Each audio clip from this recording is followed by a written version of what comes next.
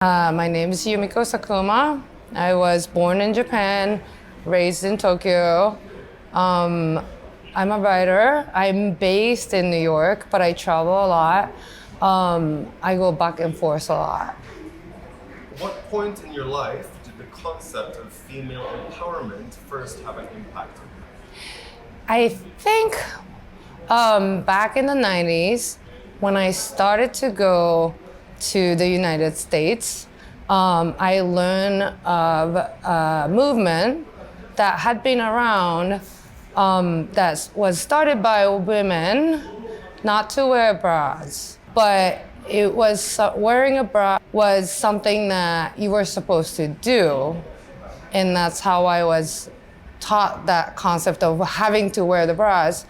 But I learned that there was a group of women who rebelled against it. And that was sort of, I think, the first encounter. And also made me realize the rules don't always have to apply. I do think that the idea of female empowerment is a little bit behind in Japan, where I do think it's one of my missions to convey what's going on in the United States and the other parts of the world. It's not easy because Japan is an island and there's this island mentality where we're ourselves and we do things in our own way. So it's hard to impose foreign concepts on people. I think Japanese women share the same ideas and they know what they want. They want to be treated equally. But in terms of how to tell that and communicate that to the society, there's a big struggle going on. But I think it's changing, and I think we are making a lot of progress. Yeah, I mean, I feel like I encounter those daily.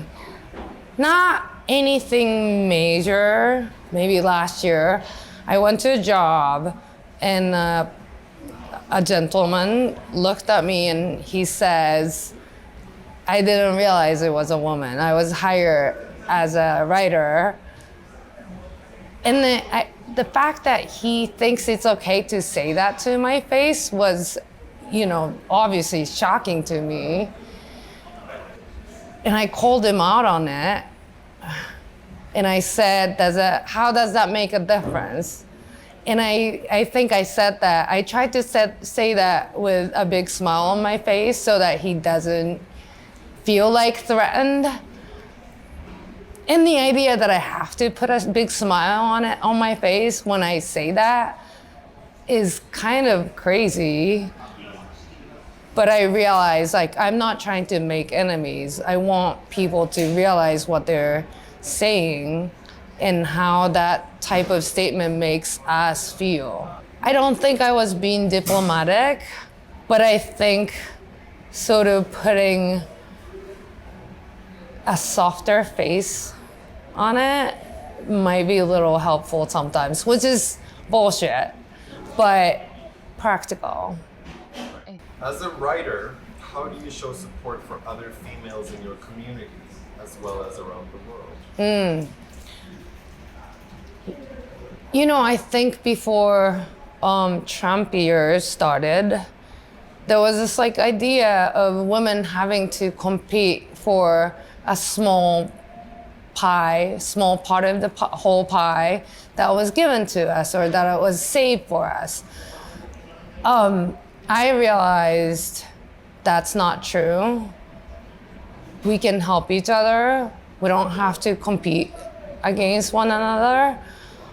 This idea of sisterhood, and that doesn't exclude non-female, but the idea of united front, fighting for rights of those who are in worse positions than the majority of people. You know, the idea of sisterhood is very, very important.